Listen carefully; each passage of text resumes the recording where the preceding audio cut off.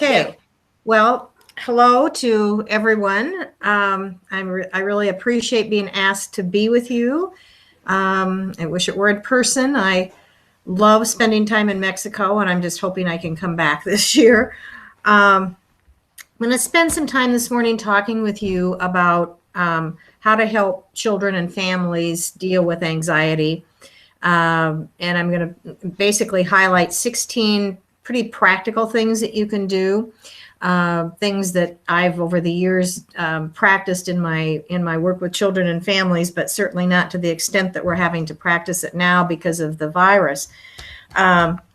So you may know that there are really two kinds of anxiety. There's healthy anxiety and there's unhealthy anxiety. And so what we're experiencing today with COVID-19 is more likely unhealthy anxiety, because we tend to be a little bit more panicked or a little bit more consumed with that anxiety. But if you have healthy anxiety, that's more like just feeling concerned or being vigilant or being cautious. So healthy anxiety helps you stay safe, and it can motivate you to do something to prevent an undesirable outcome.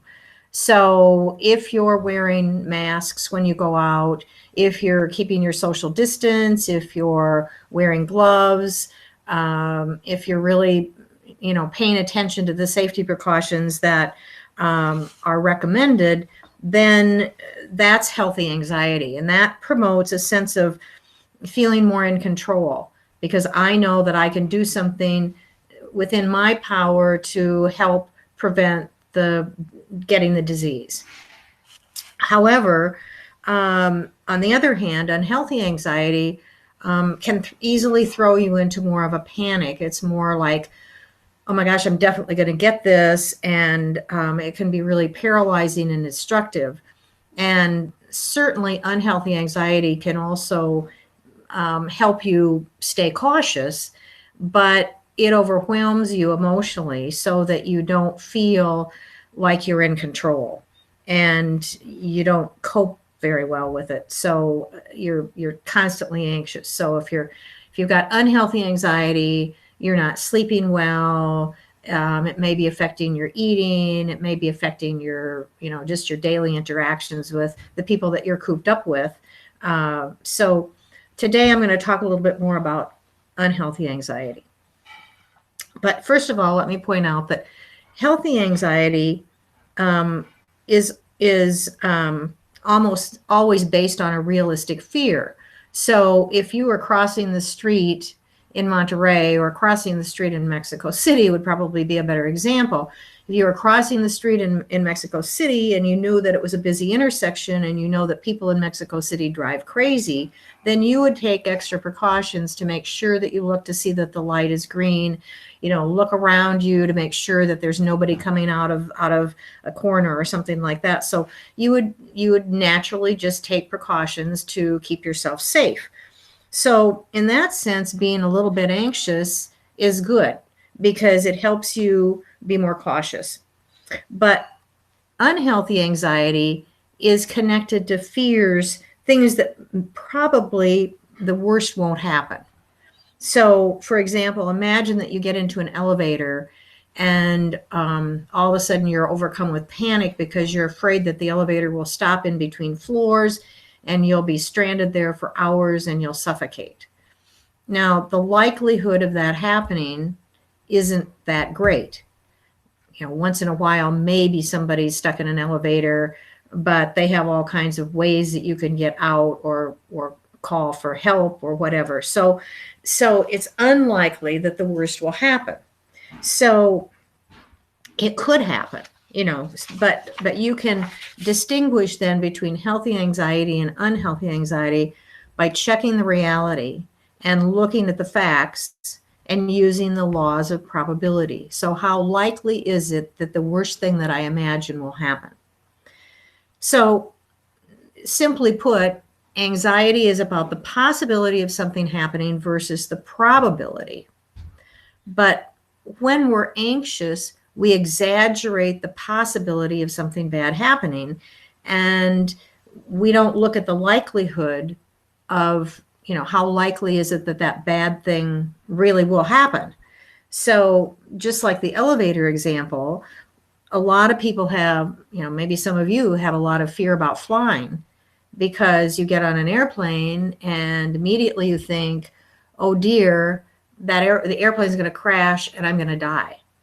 But we could check statistics and we know for a fact that most planes that fly on a daily basis or a monthly basis never crash. It can happen. And so when we look at COVID-19, we have to look at the fact that, it's a really bad situation. I mean, over 50,000 people have died in the United States. Many, many people throughout the world have died. So the probability isn't really that much exaggerated because it's a serious pandemic. But we need to pay attention. So we need to pay attention to the very real threat that this is a serious disease that has serious consequences. But at the same time, we need to remember that more people get better than not. And I'll talk a little bit more specifically about that. So it's easy during normal times to distinguish between healthy and unhealthy anxiety. And as clinicians or as parents or as, human beings, it's easier for us to deal with our anxiety during normal times because it's pretty easy to ask ourselves, well, what's the worst that could happen and how likely is it to happen? But now with COVID-19, we've seen horrendous things happen and it's a very real threat. So I'm going to just share with you a little bit about what we can do because we can't allow anxiety to control our lives, because if we do, then it controls us and we're not able to be then very proactive. We're not able to do things that would help us manage our emotions. And so first of all, for yourselves and for the people with whom you work, distinguish between what a fact is from what an assumption is.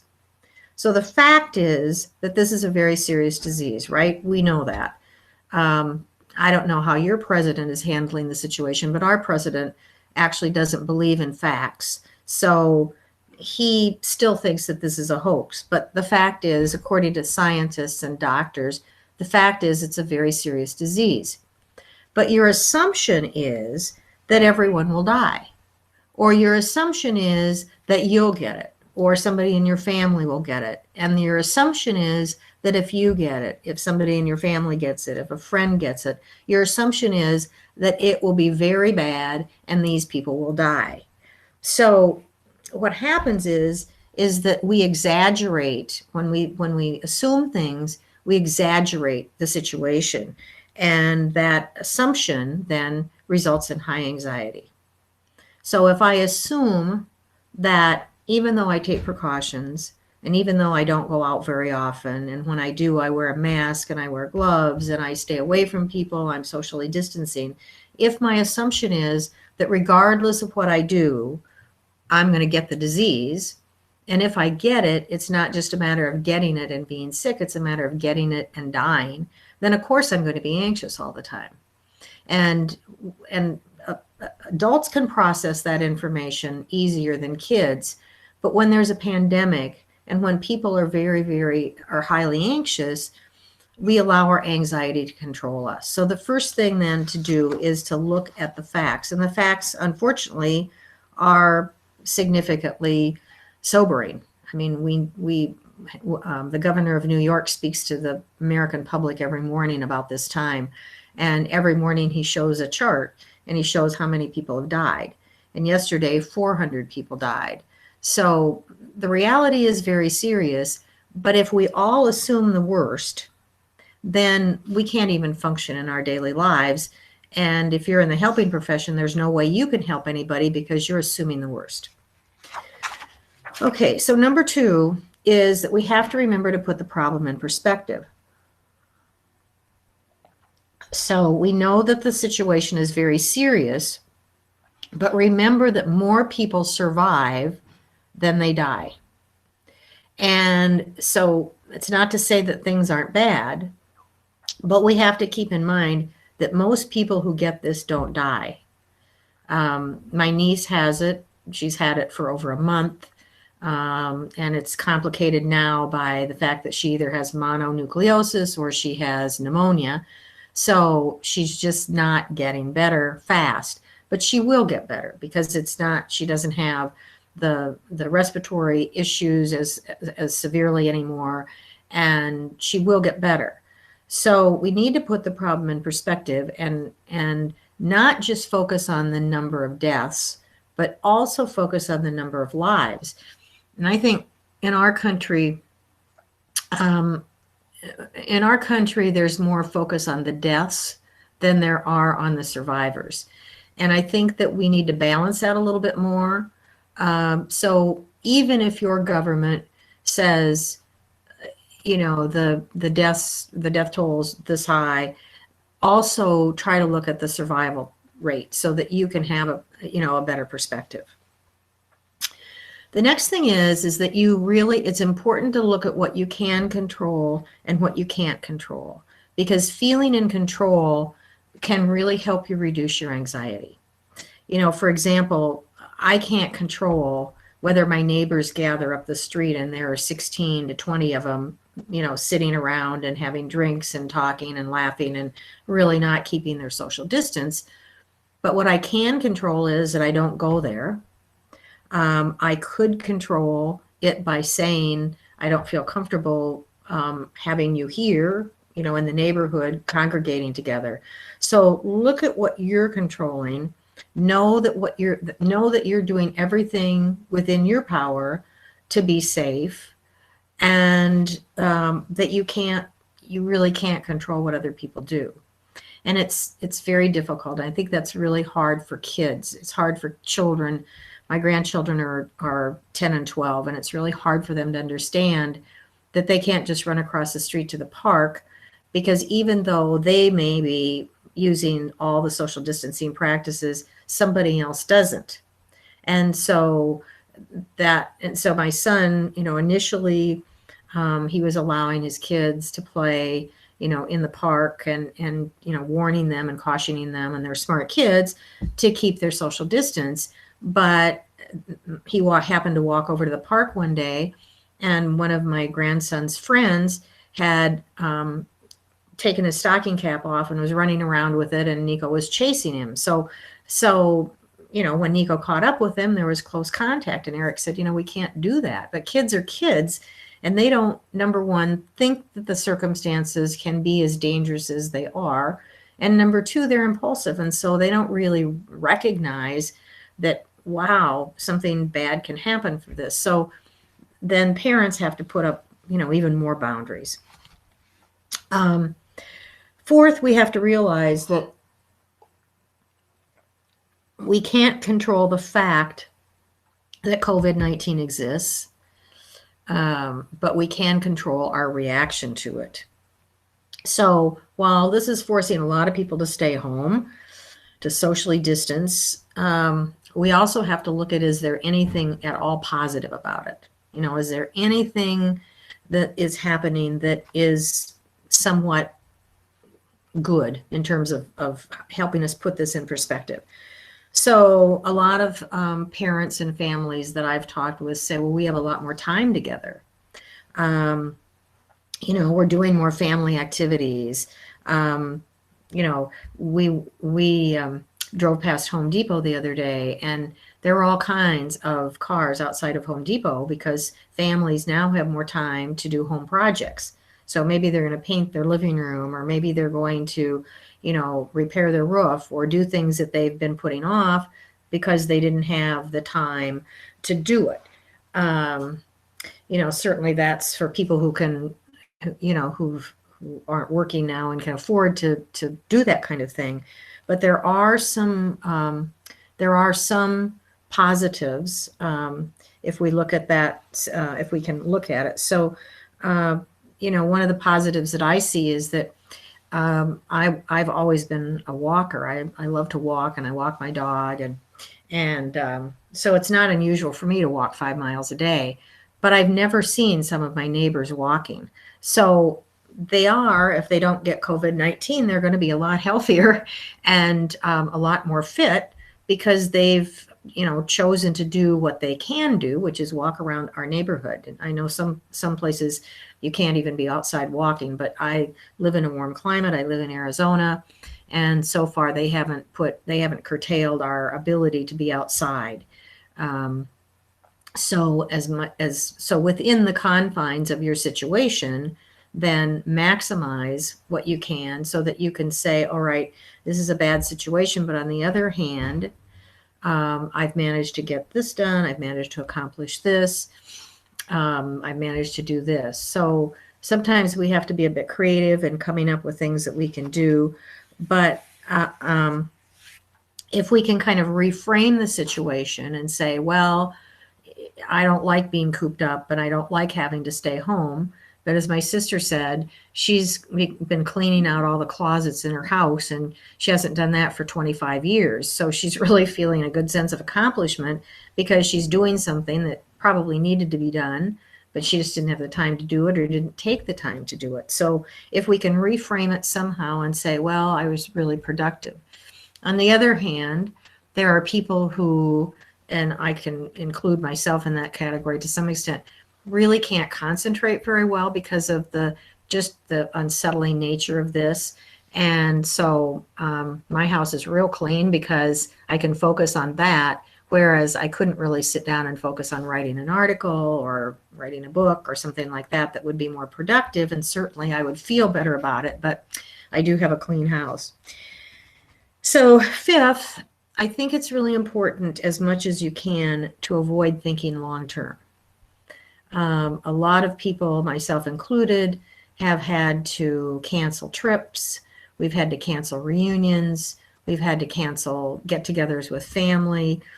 So if I allow myself to dwell on everything that I'm going to miss in the next 4 months, 4 to 6 months, then I feel somewhat depressed. I feel, a real sense of loss, because loss isn't just about death. Loss is about the sense of your freedom. So right now we've got a lot of loss because we aren't free to come and go as we want.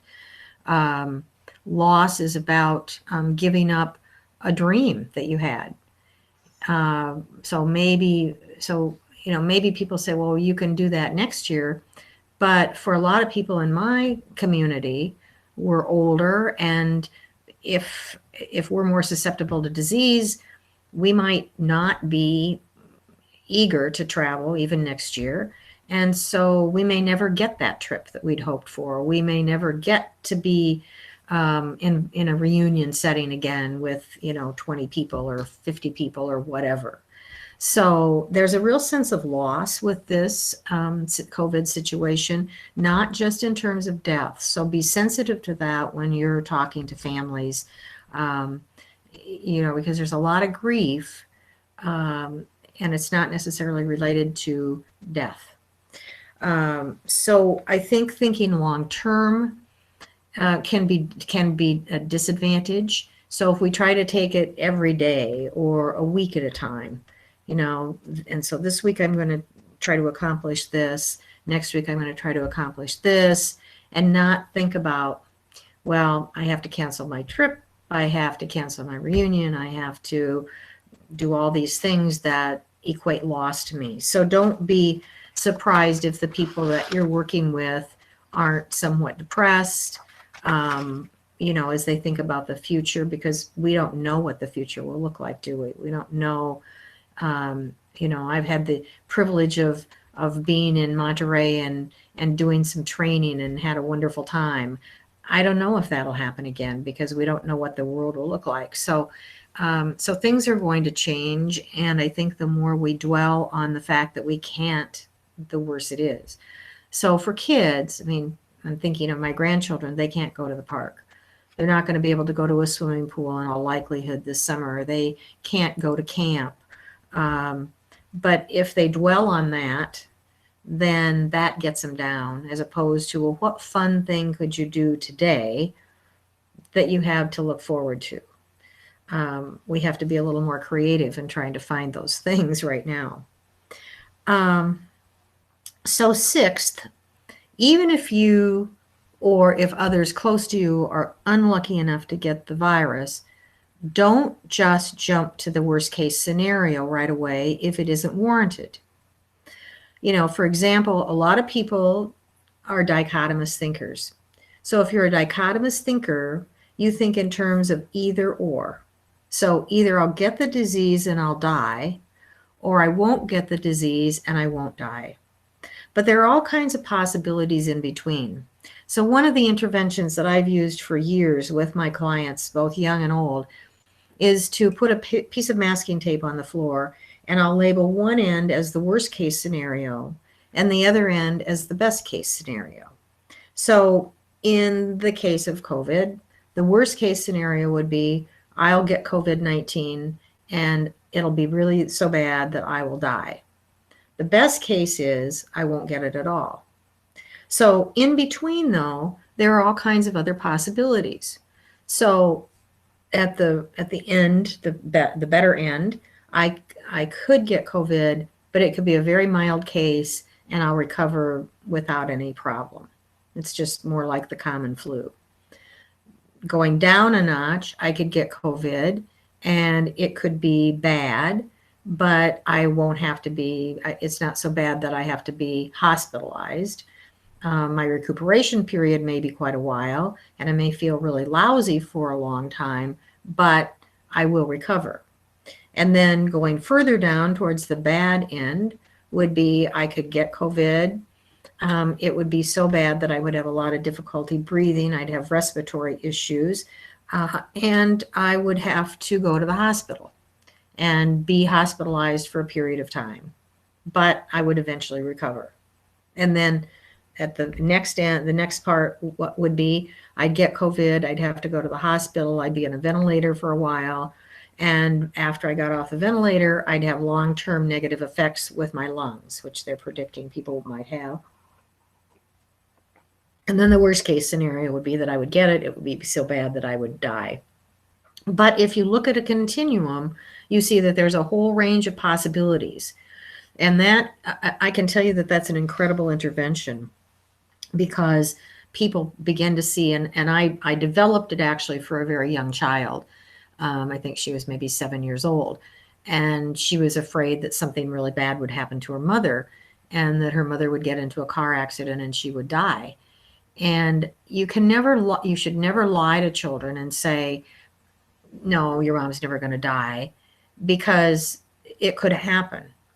But you want to really try to help everybody, regardless of whether they're young or old, put that in perspective and recognize that, yes, mom could get in a car accident, but there are all kinds of possibilities. And once I showed her the range of possibilities along a continuum, she wasn't anxious anymore. Or, she was a little bit anxious, but not so anxious, because she could always pull herself back and recognize that, well, that's a possibility, but it's not all that likely, because mom's a safe driver. We live in a small town.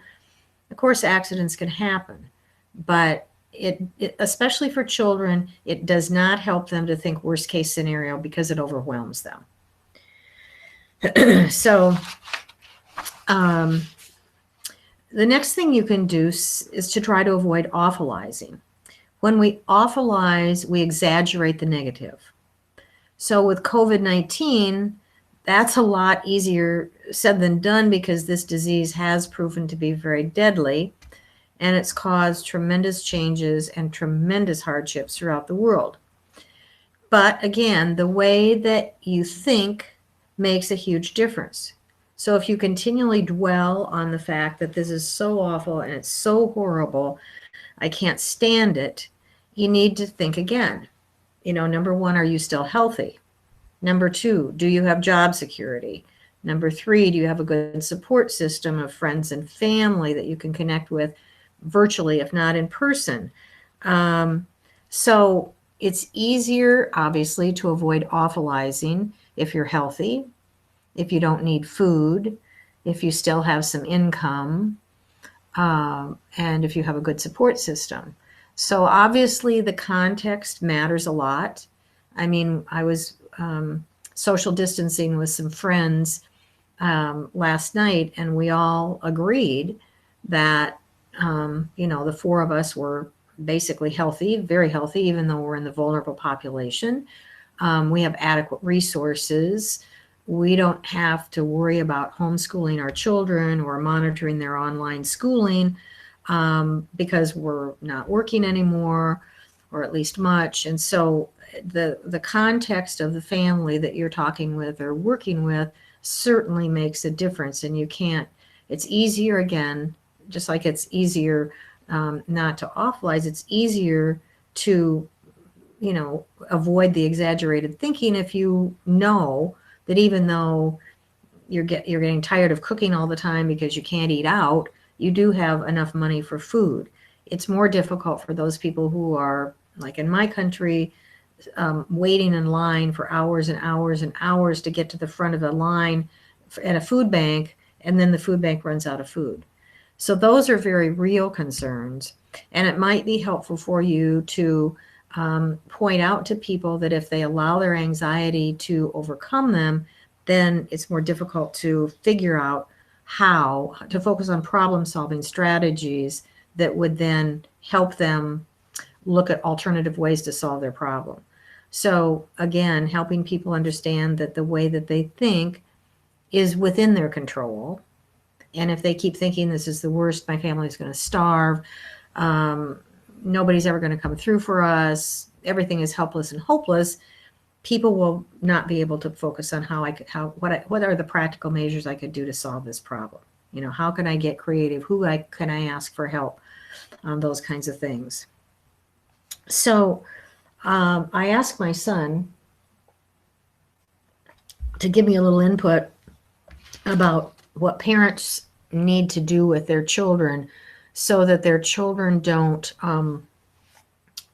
become too anxious about the virus. Because, as you know, children and adolescents as well do not have the ability to put things in proper perspective. It's more difficult for them to look at the situation in a realistic point of view. So one of the things that he said is that they do not talk about the number of deaths. They don't allow their kids to watch any television, and they don't. They monitor how much they talk about the virus. In fact, when I was talking with them the other day, I said something about, we were playing a game, and I said, and one of the questions was, what's something you wish your parents would change? And they said they should stop talking about COVID-19 all the time. So, as much as possible, even though it's difficult, when we can lead what we would call a more normal life, and now that's more possible in my country because it's spring and people can be outside more, that feels better. But a lot of people, adults included, are concrete thinkers. And so they don't have the ability to put the problem in perspective. They're only going to see that worst case scenario or the best case scenario. So they don't have the ability to put the problem in perspective.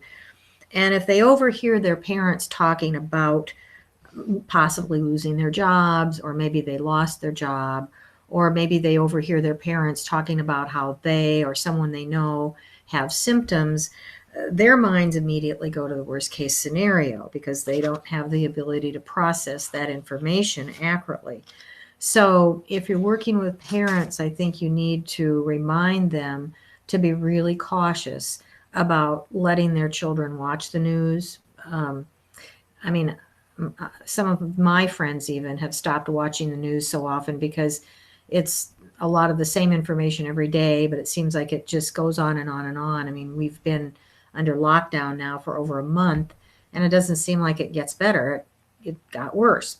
I mean, the tide is kind of turning now here, but in some states. But if parents continually dwell on it, or if they leave the television on and let their kids watch television, that's a real bad thing to do because kids can't process the information. So having said that, parents also should tell their children the truth. They shouldn't lie about it and say, well, don't worry, everything's going to be okay. Don't worry, nobody will get it. because number one, they don't know that. And it's really important that the kids understand that they can go to their parents as a reliable source for telling the truth. So so parents need to explain this is a very serious situation, and it's important to do everything we can to stay safe. And it's important, if they are healthy, to emphasize that. You know, we're all healthy. Everybody we know is healthy. But at the same time, we need to tell them that we understand as adults why they're angry, you know, why they're anxious, why they are upset because they can't go to school or play with their friends. My son teaches English to English language learners, so he has a lot of immigrants in his classes, and a lot of them don't like school very well, but he's doing online school. And last week, a couple of the kids that hate school the most stayed up most of the night playing video games, but they got up for his class. And Eric said, well, you know, it's great that you're here. It's really great that you're, you know, coming to class. And they said, oh, we miss school so much. We miss you. And Eric said, well, I'm going to record that because, you know, next year when you start complaining about school, I'm going to play this recording back and remind you that you told me in April that you really missed school and you really wished you could be here. So, but I know, you know, in talking with my grandchildren, you know, they miss their friends. My granddaughter was going to go to a Spanish language camp this summer, and she's really upset about that. And they can't think far enough ahead really to say, well, but I can go next year, hopefully. I mean, we don't know what's going to be possible next year. So, you know, it's also important that you emphasize, you know, point out some of the positives.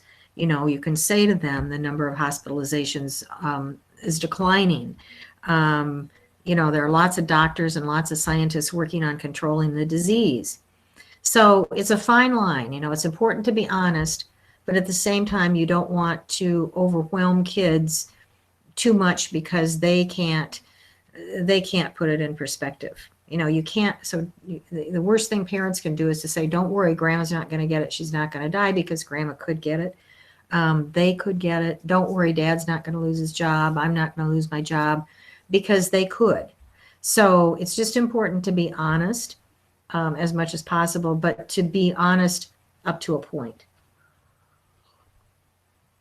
So one of the things that my son stressed, and I always stress this when I'm working with people in grief and loss, is to recommend that parents and families keep a predictable schedule for the family. You need to establish a routine. I know when this first started, I wouldn't set my alarm. I'd just sleep as long as I wanted to, and, you know, it kind of helped pass the day. But the more time went on, the more I thought, this is not like me. It's not what I want to be, how I want to be living my life. So it's really important that parents limit screen time. You know, if they're working from home, I'm sure it's really easy to let the kids just play video games and be online with their friends forever and ever and ever. But it's important to monitor that so that they're not just sitting in front of the television all day long, or staying up all night, sleeping all day. It's important to have a routine. So establish, you know, make kids, I asked my son what they're doing, and he said they're responsible for their own lunches. They have chores that they have to do every day. Try to schedule, they've scheduled some virtual sleepovers with friends where they, you know, get to play video games or hang out for a while, and then, you know, at midnight they turn off their computers and go to bed. But it's, if they can have some sort of something to something social, whether it's virtual or not, that's important. It's also important that they get some physical exercise every day, and whether they can be outside or whether that's doing jumping jacks in the living room or something, it's important that they be active, physically active. It's also important to schedule things to look forward to. So one of the things that I oftentimes do with families is to have a jar, And I might write down things in on little strips of paper, like maybe it's putting together a puzzle, or maybe it's having movie night, or maybe it's having game night, or maybe it's ordering out. And, every night, every time we order out, we take turns choosing what restaurant we want to get food from. So at the beginning of the day, let's say it's on Friday, that's going to be something to look forward to. One of the kids draws something out of the jar. And the kids can put things in the jar as well. And maybe it's movie night. So then, as a family, discuss, well, what movie do we want to see? What do we want to do? I have also suggested, and this has been kind of fun. I've been looking through some videos of my grandchildren and over the years, and so I've taken snapshots of those and I've sent them to my granddaughter, since she has email, and I'll say, look at how cute you were at age 1, or look at what you looked like when you were 3. And so getting out pictures, I know a lot of people in my community are sorting through their photo albums and getting rid of pictures big boxes of pictures that they've had for years and years and years. And so the silver lining for my sister has been that she's gone through all of her boxes and boxes of photos and, packaged them up and sent them to her kids. So, but that's been kind of fun, is to go back and talk about happy memories, or people that you don't remember at all, or how the people in the picture have changed. So you might also pick a book that everyone in the family would enjoy, and at night or during the day or whenever it's convenient, everyone takes turn reading a chapter out loud, and then you discuss the book. Or maybe if you have access to a large puzzle, I know a lot of my friends are putting together big puzzles, and they just leave it out on the table, and anybody who's coming into the room can, put more pieces into the puzzle, and that's been kind of fun. If you've got young children or even preteens, as my grandchildren are, you could have scavenger hunts. This is something I've done with my grandchildren for years. And so I'll make clues, so I'll have a starter clue, and I might say, clue, where are you? And maybe you're up high in a tree or under a rock, where could you be? And so I'll give them a hint as to where the next clue is, and they find the clue, and then at the end, maybe there's some kind of a little prize, or maybe they can stay up 15 minutes later or something like that. So just some fun things that they can do. Or another thing that's kind of fun is to designate one family member to put just some random objects, 5 or 6, 7, 8 objects in a bag. And then everybody in the family, or all the kids in the family, have to make up a skit, a little play, using all of the objects in the bag. And I used to do that in my counseling children class with adults. And it was just to teach them about child and adolescent development. And I would put objects in the bag that related to different stages of development, and they'd have to make up a skit. And they were hysterical. They were so creative. It was really fun. So some things like that, if parents are working from home and it's feasible, have the grandparents, entertain the kids for an hour every day. That way they can interact, and at the same time give the parents a little time to focus on work. So number 10, if children seem to be worrying excessively and having difficulty getting to sleep, one of the things you can suggest, and you can suggest this with adults as well, is that they keep a worry box. And so they just get some kind of a box, or they could put it in a bag. And every night before they go to bed, they write down on individual strips of paper what they're worried about. So maybe Minerva's worried about her friend who has COVID, and she's worried that she's getting worse. Maybe she's worried that her parents are not so well, and maybe they'll get it. So what she worries about, she writes on these individual strips of paper and puts it in the box, and then puts the box on the top shelf of the closet or under the bed. So it's out of sight, out of mind for the night. The next night before they go to bed, or it could be any time during the day, they open the box and they look at what they wrote the day before. And if what they worried about didn't happen, they throw that strip of paper away. And if what they worried about sort of happened, then they tear it in half. And if what they worried about didn't if what they worried about did happen, then they leave that strip in the box. But then they add more things to it. And what happens over time, and this is good to do under normal circumstances as well, is that you realize that most of what you worry about doesn't really come true. So, and that's really still probably the case with COVID-19.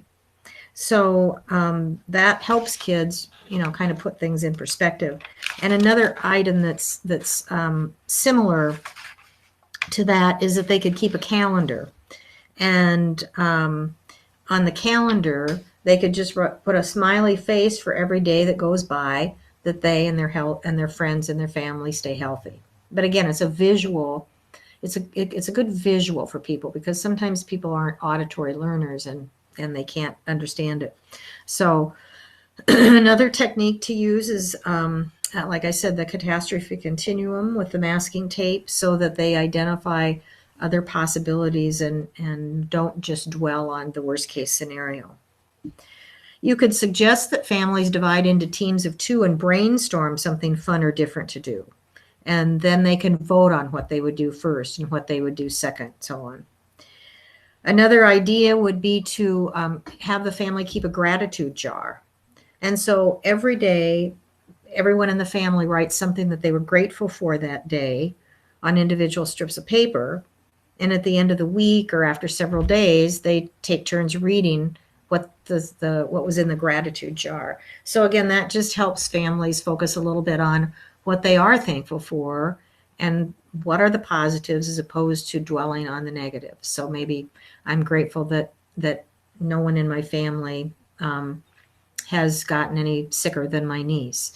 I'm grateful that I can be outside, or I'm grateful that, I have my dog to laugh about, or whatever. As parents, I think we also need to make sure that parents are alert to kids' moods. It's going to be more normal now for kids to be listless, or maybe look sad, or have difficulty sleeping. Their eating habits may change. So this could be a sign of anxiety or depression. And it's important that parents comment on this. Like, are you okay? Would you like to talk about anything? Or just simply reflecting, you look really sad. Let's talk about what's going on in your mind. It might be a good idea to have them keep a journal and put their thoughts down. I actually started rereading The Diary of Anne Frank, and it was actually a good way of kind of reframing the situation, because Anne Frank was in hiding for years, and she wasn't sick, but they couldn't move. They couldn't make any noise. They couldn't make any sound. They couldn't go out, and they had the fear of the Nazi invasion. So even though I realize that this is bad, I have to realize that it's not as bad as that situation. So, but it's normal. It's also very normal for kids to feel frustrated and angry. And I think it's important for parents to validate that and say, I understand that you're angry. I understand that you're frustrated, and I wish things were different. And then help them figure out a better way to express their feelings. Can you draw about it? Can you draw how you feel? Can you write about how you feel? If it's possible and safe to go outside, have them exercise, because that's a really good way to alter moods in a positive way. It's also really normal for there to be more sibling conflict. I mean, people are cooped up in the same house. They're not used to being cooped up in the same house. And I think that rather than punishing kids for fighting, acknowledge that things are difficult and help redirect them. Fighting isn't going to help. Yelling at your sister, teasing your brother, it's not going to help anything. I understand that you're frustrated, so let's redirect. And one of the things that I did with when there was sibling conflict is I would have the siblings work together to earn points for good behavior. So they had to work as a team. So if I'm working with 2 kids in a family and they fight a lot, they argue a lot, then we establish some goals to cooperate with each other, treat each other with kindness, share toys. You can have 3 or 4 things that you're working on.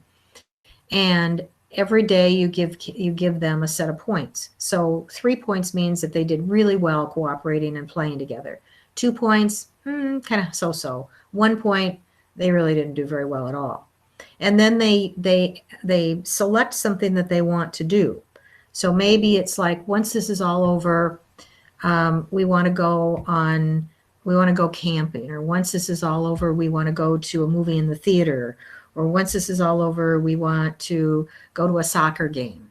So they select a goal, and then the parents assign a point value. So maybe going to a soccer game, that might not be very realistic because that might not happen for a while. So maybe it's going to a movie in the theater.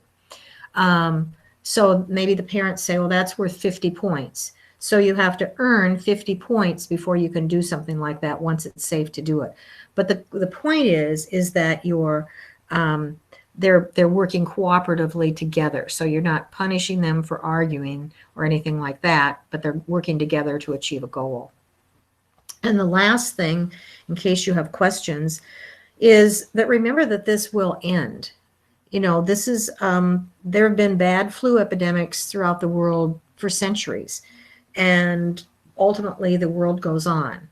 And we can see from looking at other countries, we can look at China, and they're you know, getting back to life. Italy is getting back to life. Slowly, these other countries are getting, you know, back to more of a normalcy. So this will end. It doesn't mean that the reality for us going forward in the next who knows how long might not be exactly the same as it is now, but it will end. And I think that's really important for kids to understand, because their sense of time is very immediate. And in their minds, what's happening right now is going to go on forever. And while we can't promise that it won't, we have to say that based on history, all indications would point to the fact that this too shall end, and then we can get back to life as best we can. So those are just some ideas that I had when I was thinking about helping families with anxiety. And I would be glad to entertain any questions that you might have.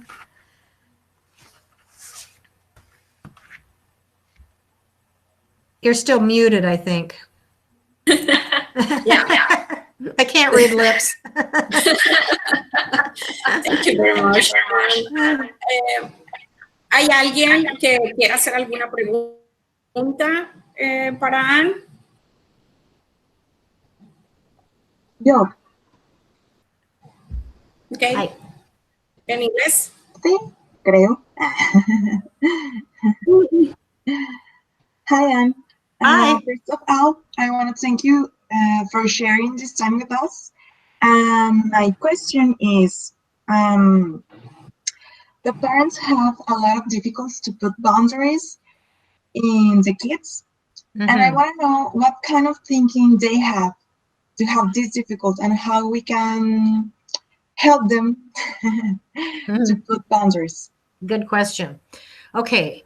Parents who don't exercise good boundaries have a lot of frustration and tolerance, meaning that they think it's easier not to impose a rule than it is to impose it. Because if I impose a rule and then I have to enforce it, the kids might get mad, they might rebel, they might not like it. So it's usually parents' own discomfort that prevents them from setting some firm boundaries. And kids rely on boundaries. They need structure. And so I think in what I always recommend when I'm working with parents is that the rules not be overly strict, but there are rules and there are consequences, but the consequences are more logical. So for example, we're going to maintain a bedtime routine. Bedtime's going to be at 9 o'clock. And if you don't go to bed at 9 o'clock, there will be a consequence, meaning that you're going to go to bed earlier tomorrow night. And parents have to follow through.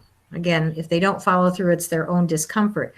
But logical consequences are I would just highly recommend logical consequences as one of the very best forms of discipline that there is.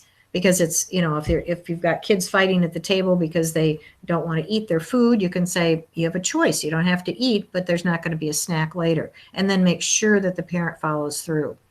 So yeah, I'd say in this particular time, a lot of parents are pretty lax about setting boundaries. And to some extent, it's normal because they're busy maybe working online from home and they have a lot of preoccupation. But the more routine there can be and the more logical consequences, the better. That's a good question. Thank you. Thank you. Thank you. We have another question in the chat. And Susanna and Laura says if you can explain again the worry back box technique for more comprehension. Sure. So just get a small box. It could be a shoe box, a cereal box, any kind of box. And most of the time I would encourage my clients to decorate the box so that it was kind of gave them another little art project or something to do. And then you have individual strips of paper, and every day they write down what they're worried about. So maybe it's, I'm worried that mom's going to get COVID-19, or I'm worried that my friends might, you know, have to move away because their parents lost their job because they couldn't work, or and whatever they're worried about. But they write those on individual slips of paper and they put them in the box. And then they put that box out of sight. So whether it's under the bed or on top of a shelf or whatever, they don't look at it for 24 hours. The next day comes along, and with the parents, I would do this with the parent if the kids are young, get out the box, look at what they wrote, and if what they worried about, you know, if they worried that mom will get COVID-19 did happen, they leave that worry in the box. But if it didn't happen, then they throw that worry away. And if it happened a little bit, like maybe mom didn't get COVID-19, but she has a bad cough, they kind of, you know, they can tear that worry in half and throw half of it out and keep half of it in the box. And if what they worried about came true, then they leave that worry in the box. But what that does is it helps them realize that most of what they worry about doesn't come true, or it might not come true as badly as they thought it might. So it's just a good way to help kids manage anxiety. It actually, I've used it a lot with adults as well.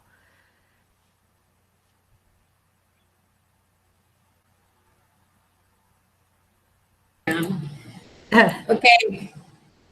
Thank you. And anybody?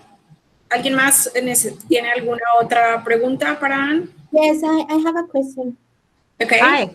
Hi, Ann. Thank you so much. It was very helpful for me. Thank you.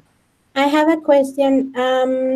With younger kids, how can we manage tantrums? Okay. Like how young? Like 3-year-olds, 2-year-olds. Okay. Well, first of all, it's pretty normal for 2- and 3-year-olds to have temper tantrums. I think the best way that parents should handle that would be to redirect the child as much as possible. Say, the way you're behaving isn't helpful right now. This isn't acceptable behavior. Let's find something else for you to do, rather than punish the kid. Right now, I think parents have to be real sensitive to the fact that children and adolescents may not be able to verbalize how anxious they really are, or how much difficulty they're having getting along. Now, certainly little kids don't have any comprehension of what this is, but they do probably know that something is different because their parents aren't going to work, and maybe they are going to work, but they know, they could sense that something is different. So it's difficult to explain that logically to a little kid, but it's also important that parents be more sensitive, I think, to the fact that there probably will be more tantrums because things are different, because there is a different routine. So the more they can be understanding and supportive and say, I know things are hard right now. Let's see if we can find something else to do. And not be, certainly not resort to physical punishment or not yelling at the kid or anything like that. Being as supportive as possible. That's important. Okay, thank you very much. Yeah. ¿Alguien más? Última pregunta.